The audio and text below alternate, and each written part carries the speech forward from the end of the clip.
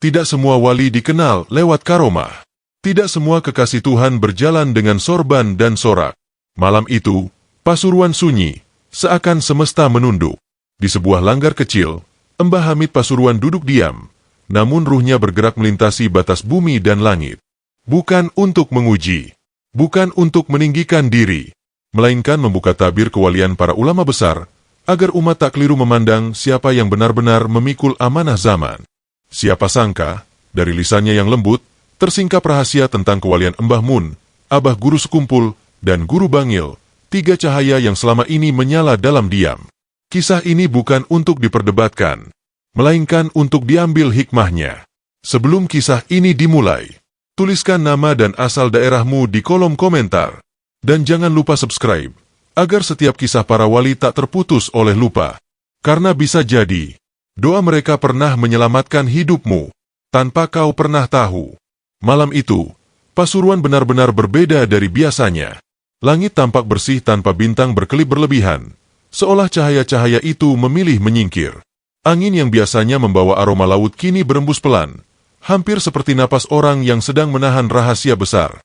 Di sebuah langgar kecil yang lantainya sudah aus dimakan usia, Mbah Hamid Pasuruan duduk bersila.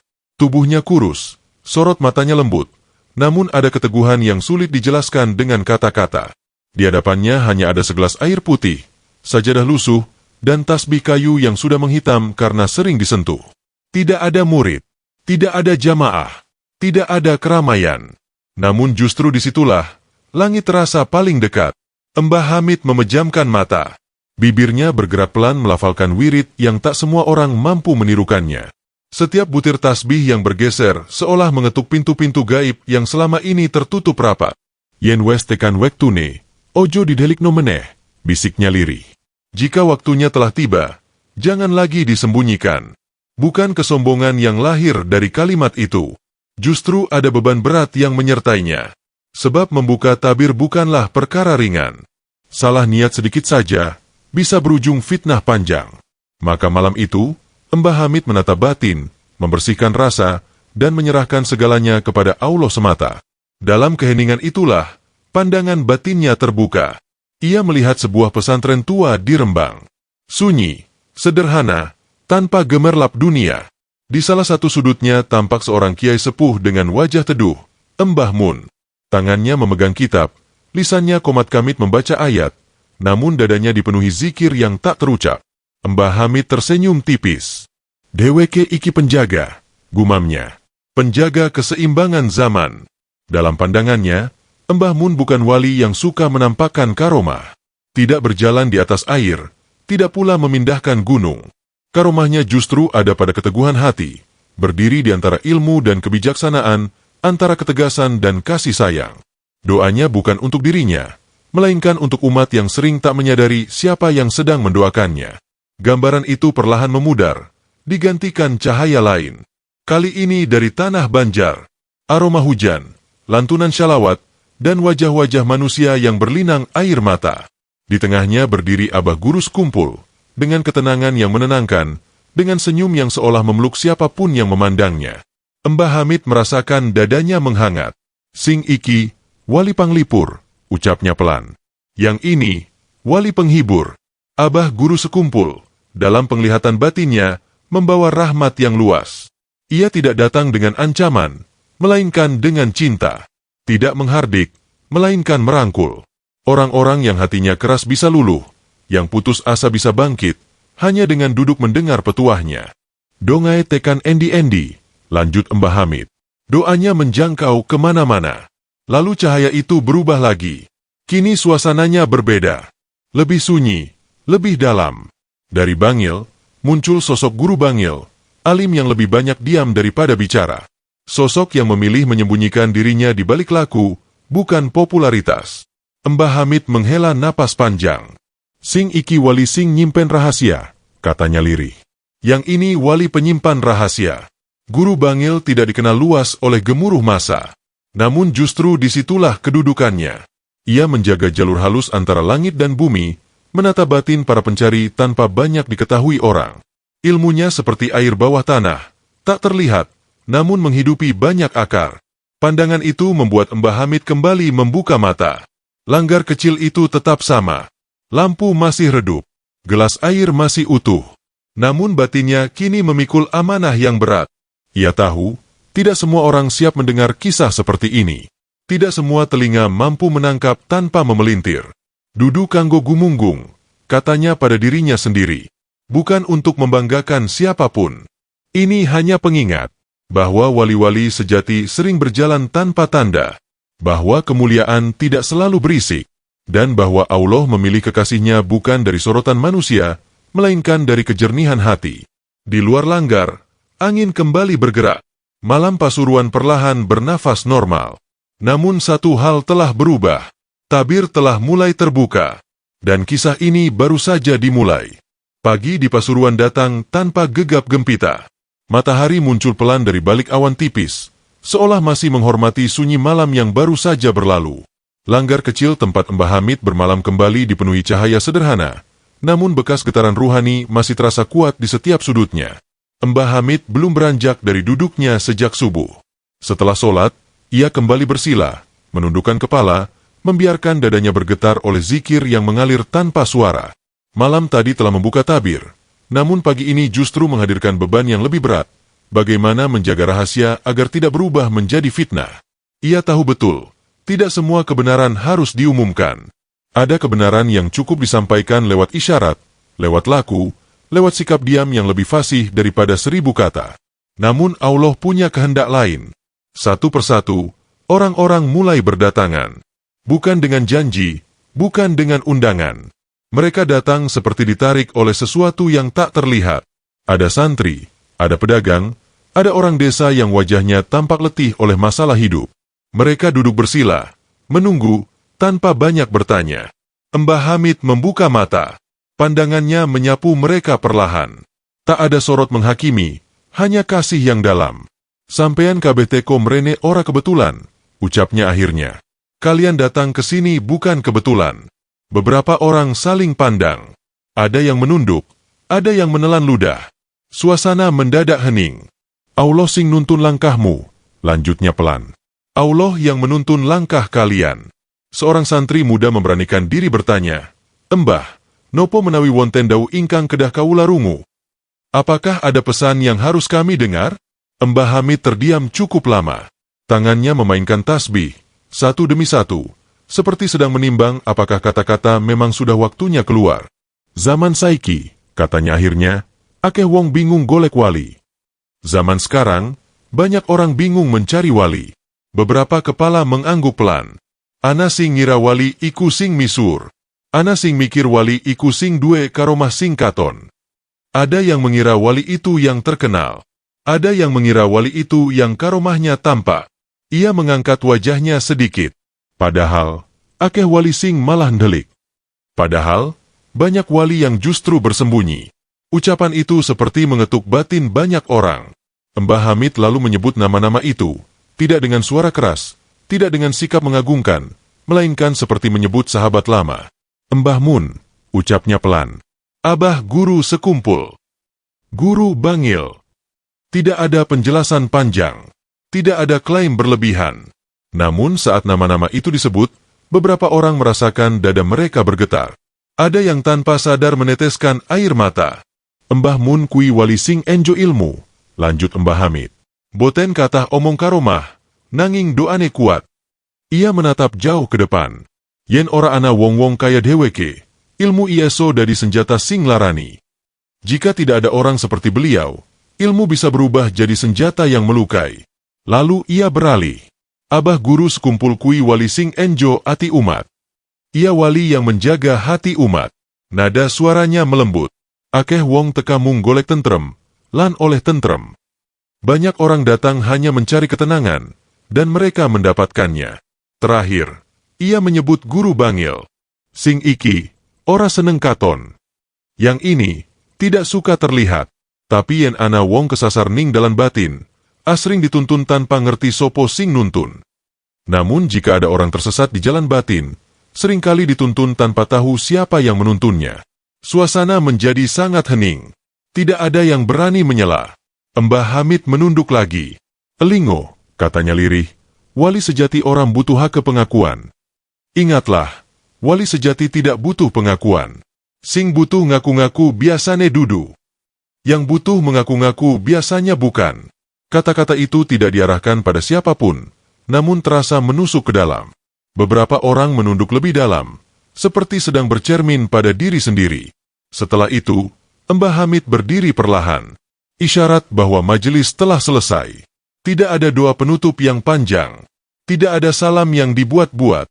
Orang-orang pun berpamitan satu persatu. Namun cerita tidak berhenti di situ. Kabar tentang ucapan Mbah Hamid mulai beredar. Bukan lewat teriakan, melainkan lewat bisik-bisik. Dari mulut ke mulut, dari hati ke hati. Ada yang menerima dengan lapang, ada pula yang merasa terusik. Kenapa harus dibuka? Kenapa menyebut nama-nama besar? Pertanyaan-pertanyaan itu mulai muncul di luar sana. Mbah Hamid sudah tahu semua itu akan terjadi. Maka malam berikutnya, ia kembali duduk sendirian di langgar kecil itu.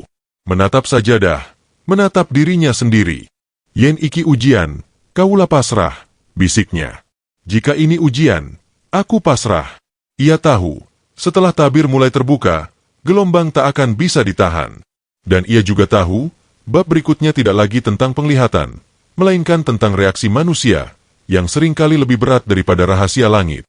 Angin malam kembali berembus. Dan di Pasuruan, kisah ini melangkah ke tahap yang lebih dalam. Hari-hari setelah majelis kecil itu berlalu dengan getir yang tak kasat mata. Pasuruan tetap ramai oleh pasar, oleh orang-orang yang bekerja dan berlalu lalang, namun di balik semua itu, ada arus halus yang bergerak. Bisik-bisik tentang ucapan Mbah Hamid menyebar seperti angin senja, pelan, namun merata. Sebagian orang menerimanya sebagai pengingat, sebagian lagi menyimpannya sebagai rahasia hati. Namun ada pula yang merasa terusik, seolah wilayah yang selama ini sunyi tiba-tiba disorot cahaya. Mbah Hamid merasakan semua itu tanpa perlu diberi kabar. Di langgar kecilnya, ia kembali duduk bersila pada suatu sore. Matahari hampir tenggelam. Cahaya jingga masuk dari sela-sela pintu kayu yang mulai lapuk. Tasbihnya bergerak pelan. Wajahnya tetap teduh, meski batinnya sedang menanggung gelombang. Wong urip iku angel nampa sing ora cocok karo karepe, gumamnya. Manusia sulit menerima sesuatu yang tidak sesuai dengan keinginannya. Ia paham, banyak yang selama ini menilai kewalian dari tampilan luar, dari jumlah pengikut, dari suara yang paling keras. Maka ketika kewalian disebut sebagai sesuatu yang sunyi dan tersembunyi, tidak semua hati siap menerimanya. Malam itu, seorang tamu datang tanpa janji. Seorang lelaki parubaya, pakaiannya sederhana, wajahnya menyimpan kegelisahan. Ia duduk dengan sopan di hadapan Mbah Hamid, menundukkan kepala cukup lama sebelum berbicara. "Mbah," katanya lirih, "kulo bingung." "Aku bingung."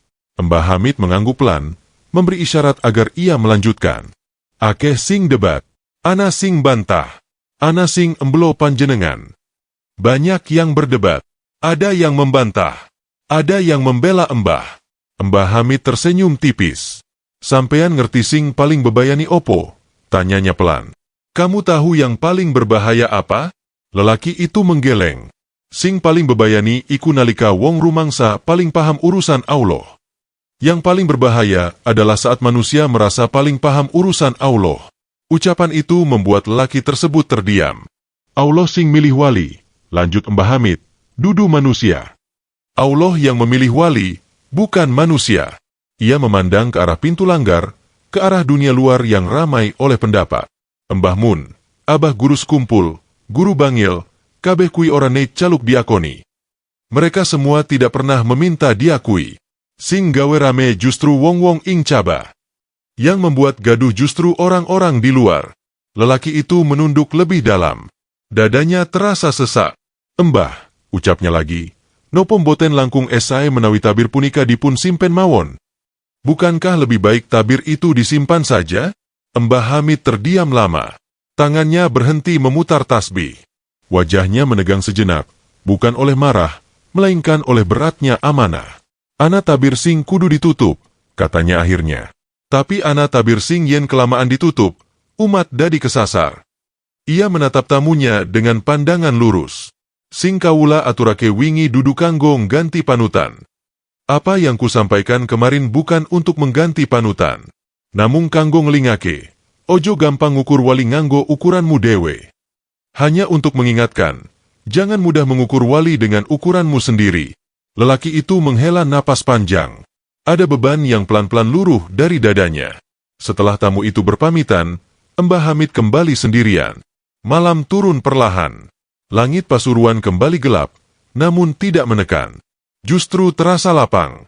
Dalam keheningan itu, ia kembali merasakan getaran halus, bukan penglihatan seperti malam pertama, melainkan rasa. Rasa bahwa para kekasih Allah yang disebutnya tidak terusik sedikitpun oleh kegaduhan manusia. Mbah Mun tetap di Rembang, mengajar, berdoa, dan menunduk. Abah Guru Sekumpul tetap memeluk umat dengan kasih, tanpa perlu membela diri. Guru Bangil tetap berjalan di jalur sunyi, menuntun tanpa dikenal. Para wali ora keganggu pujian, bisik Mbah Hamid. Lan ora goyah dening cercaan. Yang sering goyah justru manusia biasa. Mbah Hamid bersujud lama malam itu. Bukan meminta agar ucapannya dibenarkan, melainkan agar hatinya dijaga dari rasa paling halus sekalipun, rasa ingin dianggap benar. Allah, bisiknya lirih. Yen tembungku kakehan, sepino. Yen niatku melenceng, lurus no. Air matanya jatuh ke sajadah. Tidak deras, namun jujur. Ia tahu, badai belum selesai. Reaksi manusia baru saja dimulai. Dan di depan, akan ada pilihan-pilihan berat, diam atau bicara, bertahan atau mundur. Namun satu hal sudah mantap di hatinya. Urusan kewalian bukan milik manusia. Dan kisah ini akan terus berjalan. Mengungkap bukan siapa yang paling tinggi, melainkan siapa yang paling ikhlas menunduk di hadapan Allah. Angin malam berdesir pelan. Bab ini pun berakhir. Namun ujian Mbah Hamid justru baru memasuki tahap yang lebih dalam. Malam itu, hujan turun tanpa suara keras. Gerimis tipis membasahi tanah Pasuruan, membuat udara terasa lebih dingin dan bersih. Langgar kecil tempat Mbah Hamid biasa berdiam kembali sunyi. Hanya bunyi tetes air dari atap tua yang sesekali jatuh ke tanah, seakan menghitung waktu. Mbah Hamid duduk bersila menghadap kiblat. Tangannya tidak memegang tasbih kali ini. Ia memilih diam sepenuhnya, membiarkan hatinya yang berbicara. Setelah hari-hari penuh bisik, perdebatan, dan pandangan yang saling menilai, malam itu terasa seperti jeda yang Allah berikan. Namun jeda bukan berarti tenang sepenuhnya. Di dalam batinnya, Mbah Hamid merasakan satu pertanyaan besar berputar. Sampai di mana manusia boleh berbicara tentang rahasia Allah? Ia menunduk lebih dalam. Ilmu sing ora dijaga, ISO dadi cobaan, gumamnya. Ilmu yang tidak dijaga bisa menjadi cobaan. Gerimis kian rapat. Angin masuk pelan lewat celah pintu, membawa hawa dingin yang menusuk tulang. Di saat seperti itulah, Mbah Hamid merasakan kehadiran yang tidak terlihat. Bukan wujud, bukan suara, melainkan keteguhan rasa. Ia teringat pesan para guru terdahulu. Yen kowe dibukakno setithik, ojo caluk lui. Jika engkau dibukakan sedikit, jangan meminta lebih. Mbah Hamid memahami itu sebagai peringatan agar tidak melampaui batas. Maka malam itu, ia tidak mencari penglihatan, tidak memanggil rasa. Ia hanya duduk, menerima apapun yang datang. Tak lama kemudian, pintu langgar diketuk pelan. Tok, tok. Mbah Hamid membuka mata. Ketukan itu berbeda, tidak ragu, tidak tergesa. Ia berdiri perlahan dan membuka pintu. Di hadapannya berdiri seorang lelaki tua yang wajahnya asing, namun auranya terasa dekat. Pakaiannya sederhana, sorot matanya dalam, seolah menyimpan perjalanan panjang. "Assalamualaikum," ucapnya pelan. "Waalaikumsalam," jawab Mbah Hamid sambil mempersilakan masuk. Lelaki itu duduk tanpa banyak basa-basi. Setelah hening sejenak, ia berbicara, "Mbah, kulo boten badhe remen-remeni. Aku tidak akan berlama-lama." Mbah Hamid mengangguk. "Ana sing nyun titip pitakon," lanjut lelaki itu. "Ada yang menitipkan pertanyaan." "Pitakon apa?" tanya Mbah Hamid lembut. "Ngantos pundi watesipun nyebut asmane wali?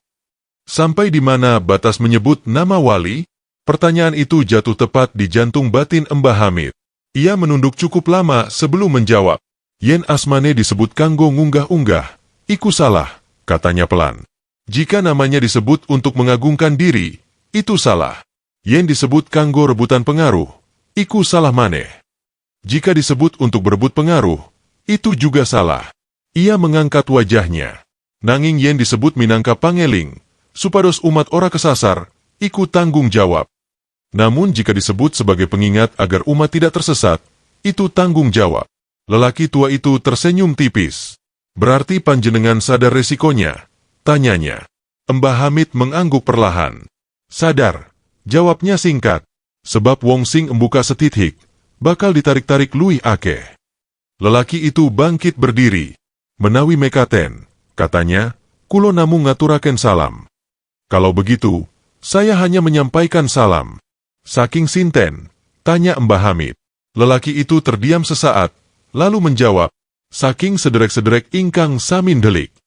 Dari saudara-saudara yang sama-sama bersembunyi.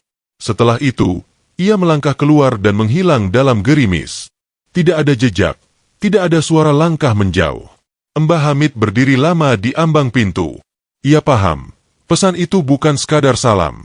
Itu adalah isyarat halus bahwa para kekasih Allah yang berjalan dalam sunyi saling mengetahui tanpa perlu bertemu. Malam makin larut. Mbah Hamid kembali duduk dan bersujud. Kali ini lebih lama dari biasanya. Ia tidak meminta agar badai berhenti. Ia hanya meminta satu hal. Allah, jaga lisanku. Supados tembungku boten ngluihi atiku. Karena ia tahu, bahaya terbesar bukan cercaan manusia, melainkan ketika seseorang merasa dirinya dipilih untuk membuka segalanya. Hujan perlahan reda. Gerimis berubah menjadi embun tipis. Di luar sana, perdebatan mungkin masih berlangsung. Namun di langgar kecil itu, satu keputusan telah mengendap dalam hati Mbah Hamid. Bab selanjutnya tidak lagi tentang menyebut nama, melainkan tentang menundukkan diri. Dan disitulah, ujian kewalian, bukan bagi para wali yang disebut, melainkan bagi manusia yang mendengar, akan mencapai titik yang paling halus, namun paling menentukan. Pagi itu, Pasuruan diselimuti kabut tipis. Matahari sudah terbit, namun cahayanya tertahan oleh awan rendah yang menggantung pelan. Jalanan desa tampak basah sisa hujan semalam. Orang-orang berjalan seperti biasa, tetapi di balik wajah-wajah tenang itu, tersimpan banyak pertanyaan yang belum terjawab.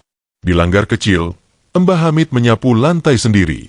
Tidak ada santri yang membantu. Tidak ada tamu yang menunggu.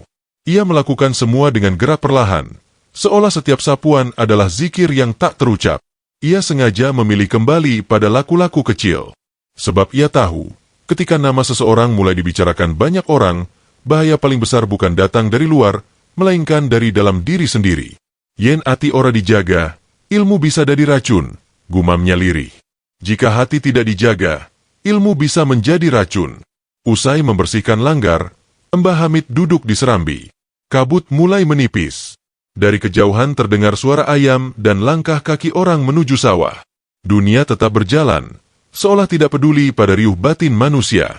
Tak lama, seorang pemuda datang tergesa. Wajahnya tampak gelisah, napasnya belum teratur. Ia menunduk sopan sebelum duduk di hadapan Mbah Hamid.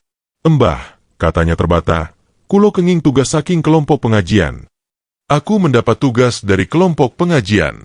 Mbah Hamid mengangguk, mempersilakan. Wonten ingkang nyuwun panjenengan nerangake, lanjut pemuda itu.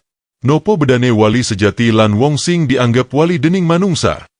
Pertanyaan itu membuat Mbah Hamid terdiam cukup lama. Ia menatap kabut yang mulai menghilang, seolah jawaban itu tersimpan di sana. Bedane siji, jawabnya akhirnya. Sing siji dipilih Allah, sing siji dipilih manungsa. Pemuda itu menelan ludah.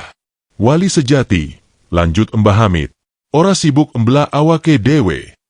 Ia tidak sibuk membela dirinya, lan ora sibuk ngumpulake wong, dan tidak sibuk mengumpulkan pengikut.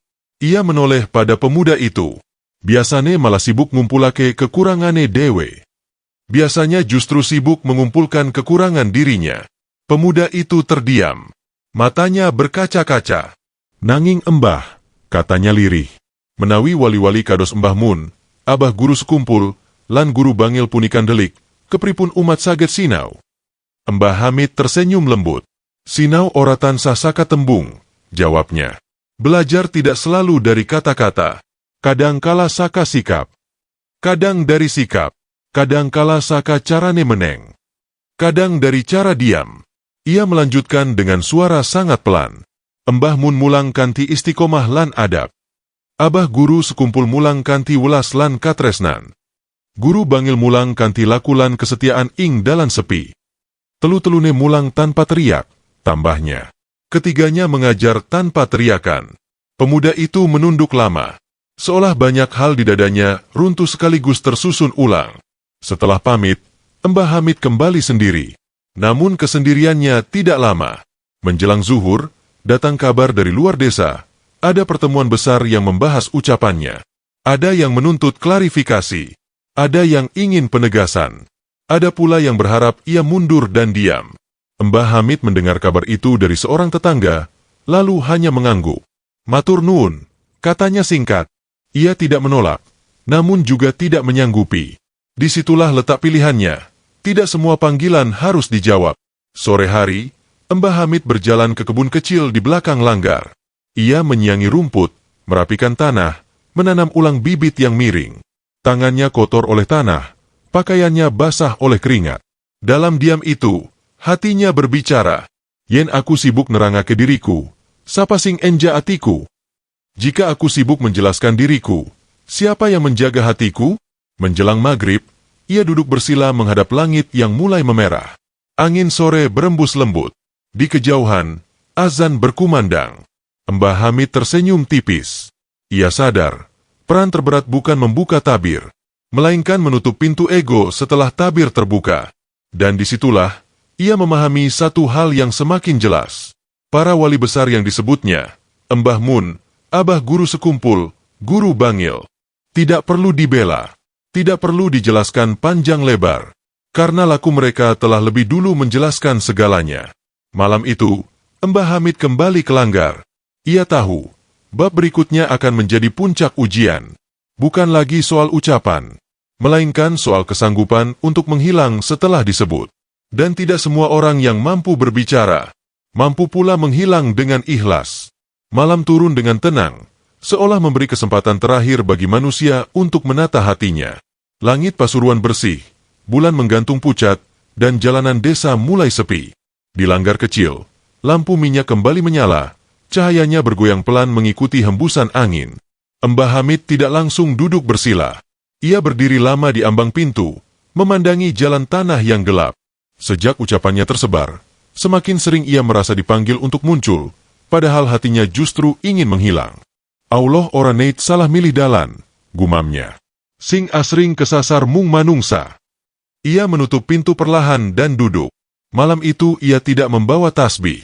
Ia memilih diam sepenuhnya, membiarkan pikirannya mengendap seperti air keruh yang dibiarkan tenang. Tak lama, terdengar suara langkah kaki. Bukan satu, melainkan beberapa. Pintu diketuk sopan. Tok, tok, tok. Ketika pintu dibuka, tampak beberapa orang berdiri ragu. Ada kiai muda, ada santri, ada tokoh kampung. Wajah mereka menyimpan satu maksud yang sama, ingin kepastian. Mbah, ujar salah satu dari mereka, kula nyuwun pangapunten. Kula sedaya dipun utus. Kami diutus. Dipun utus saking pundi? Tanya Mbah Hamid lembut. Saking jamaah lan para sesepuh, jawabnya jujur. Mereka mempersilakan masuk. Di dalam, mereka duduk melingkar. Tidak ada yang berani membuka pembicaraan terlalu cepat. Hening memanjang, hingga akhirnya kiai muda itu angkat suara. Mbah, katah ingkang nyuwun penegasan. Supados boten dados fitnah. Banyak yang meminta penegasan agar tidak menjadi fitnah. Mbah Hamid menatap satu persatu wajah di hadapannya. Ia melihat keinginan yang tulus, namun juga melihat ketakutan. Takut salah, takut berbeda, takut dianggap menyimpang. Penegasan nopo? Tanyanya. Nopo panjenengan mastani menawi para asma punika temtu wali? Apakah Mbah memastikan bahwa nama-nama itu pasti wali? Pertanyaan itu jatuh berat. Mbah Hamid menghela napas panjang. Kula boten neit mastani, jawabnya pelan. Aku tidak pernah memastikan. Lan boten gadah wewenang mastani. Dan tidak punya wewenang memastikan. Mereka saling pandang. Kula namung nyeritaka kepangeling, lanjutnya. Agar umat eling, yen Allah gadah cara milih sing ora tansah cocok karo pamikiran kita. Ia menunduk sejenak, lalu menambahkan. Mbah Mun, Abah guru sekumpul, guru bangil, menawi panjenengan nyun bukti kewalian, aja goleki saka tembung. Jika kalian mencari bukti kewalian, jangan cari dari kata-kata. Delengen saka pengaruh sing alus nanging suwe. Lihat dari pengaruh yang halus namun bertahan lama. Kiai muda itu terdiam, lalu bertanya lirih. Lajeng panjenengan piyambak, Embah? Kula ajri umat salah paham. Mbah Hamid tersenyum tipis. Senyum orang yang sudah lama berdamai dengan kemungkinan disalahpahami. Kula menikah namung wong sing kebenaran diwenehi weru setithik, katanya. Aku hanya orang yang kebetulan diberi tahu sedikit. Lan wong sing ngerti setithik, paling becik ora akeh ngomong. Dan orang yang tahu sedikit, sebaiknya tidak banyak bicara. Ucapan itu membuat suasana semakin hening. Salah satu sesepuh kampung mengangguk pelan. Embah, menawi mekaten, kulo mangertos. Aku mengerti. Mereka berpamitan satu persatu, dengan wajah lebih tenang, meski tidak membawa jawaban yang tegas seperti yang mereka harapkan. Namun justru disitulah letak kelegaan. Tidak semua kegelisahan harus diakhiri dengan kepastian. Setelah mereka pergi, Mbah Hamid kembali sendirian. Lampu minyak masih menyala, namun cahayanya terasa lebih redup. Ia duduk lama, lalu bersujud. Dalam sujud itu, air matanya jatuh perlahan. Allah, bisiknya. Menawi kawula sampun kakehan muncul, sirnakna kawula. Ia tidak meminta nama. Ia tidak meminta pembelaan. Ia hanya meminta dikecilkan kembali. Disitulah ia memahami satu rahasia yang selama ini dijalani para wali besar. Semakin tinggi amanah, semakin kuat keinginan untuk menepi. Mbah Mun menepi di balik kitab. Abah guru sekumpul menepi di balik cinta. Guru Bangil menepi di balik laku sunyi. Dan kini, Mbah Hamid pun memilih jalan yang sama. Malam itu, ia memutuskan sesuatu tanpa mengumumkannya kepada siapapun. Ia akan mengurangi bicara, mengurangi pertemuan, dan mengembalikan segalanya pada laku. Sebab ia tahu, kisah ini tidak ditutup dengan penjelasan, melainkan dengan keteladanan diam. Angin malam berhembus lembut, lampu minyak perlahan padam. Dan di Pasuruan, tanpa sorak, tanpa pengumuman, seseorang kembali memilih menjadi kecil, agar cahaya para kekasih Allah tetap bersinar tanpa bayangan siapapun di depannya. Hari-hari berikutnya berjalan lebih sunyi dari biasanya. Langgar kecil di Pasuruan tidak lagi ramai oleh tamu yang datang bertanya atau meminta penjelasan. Pintu lebih sering tertutup, lampu jarang menyala lama. Seolah tempat itu ikut memahami keputusan batin Mbah Hamid, waktunya menepi. Namun kesunyian tidak selalu berarti bebas dari ujian. Justru di saat seseorang memilih mengecil, cobaan sering datang dengan cara yang lebih halus. Suatu pagi, Mbah Hamid berjalan sendiri menyusuri pematang sawah. Tanah masih basah, embun menempel di ujung rumput, dan matahari baru saja mengintip dari balik bukit. Ia berjalan pelan, menunduk, memperhatikan setiap langkah agar tidak terpeleset. Dalam perjalanan itu, ia teringat satu pesan lama dari gurunya. Yen kowe wis ora digoleki manungsa, waspada yen kowe wiwit digoleki dening rasa puas. Jika manusia sudah tidak mencarimu, waspadalah ketika rasa puas mulai mencarimu. Mbah Hamid berhenti sejenak. Nafasnya ditarik dalam-dalam. Rasa puas iku luwih mbebayani tinimbang cercaan, gumamnya. Rasa puas lebih berbahaya daripada cercaan. Di tengah lamunannya, ia melihat seorang anak kecil duduk di pinggir sawah. Pakaiannya sederhana, kakinya kotor oleh lumpur, matanya menatap air yang mengalir pelan di selokan kecil. Mbah Hamid mendekat dan duduk di sampingnya. "Endelok opo, Le?" tanyanya lembut. "Sedang melihat apa?" "Enderek banyune mlaku, Mbah," jawab anak itu polos. "Mengikuti air yang mengalir." "Banyune menyang endi?" tanya Mbah Hamid. "Embuh," jawabnya jujur. "Tidak tahu." Mbah Hamid tersenyum. Dadanya terasa hangat.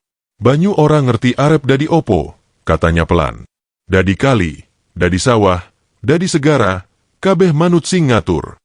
Anak itu mengangguk, meski mungkin belum sepenuhnya paham.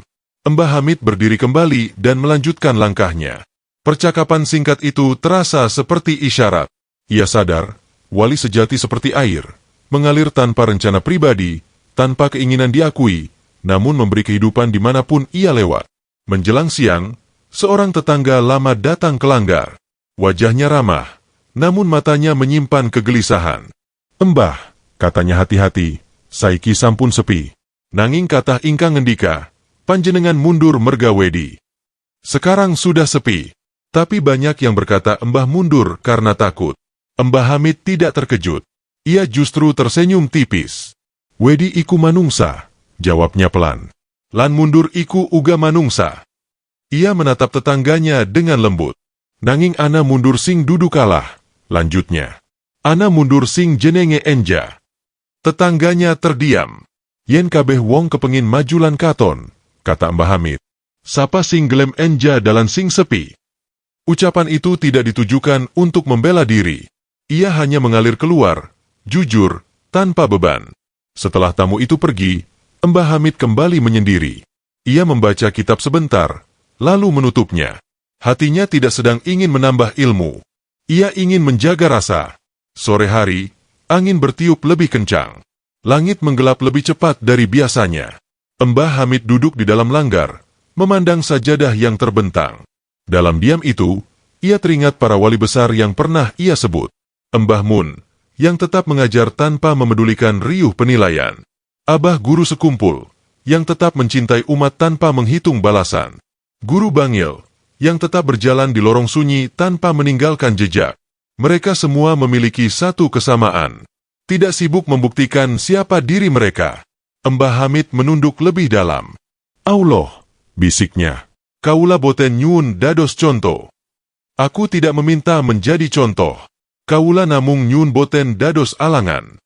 Aku hanya meminta agar tidak menjadi penghalang. Malam turun perlahan. Suara serangga mulai terdengar. Lampu minyak dinyalakan sebentar, lalu dimatikan kembali. Mbah Hamid memilih gelap, karena di sanalah ia merasa paling aman dari rasa ingin dilihat. Ia tahu, kisah ini hampir sampai pada ujungnya. Bukan ujung berupa jawaban, bukan ujung berupa penegasan, melainkan ujung berupa keikhlasan untuk benar-benar dilepaskan. Dan disitulah, tanpa disaksikan siapapun, Mbah Hamid menyempurnakan satu pelajaran terakhir, bahwa tugas manusia bukan membuka rahasia langit, melainkan menjaga agar hatinya tidak merasa memiliki rahasia itu. Angin malam berembus pelan. Bab ini berakhir tanpa tepuk tangan, tanpa nama disebut. Namun justru di sanalah jalan para kekasih Allah menjadi paling terang, karena tidak lagi tertutup oleh bayangan diri.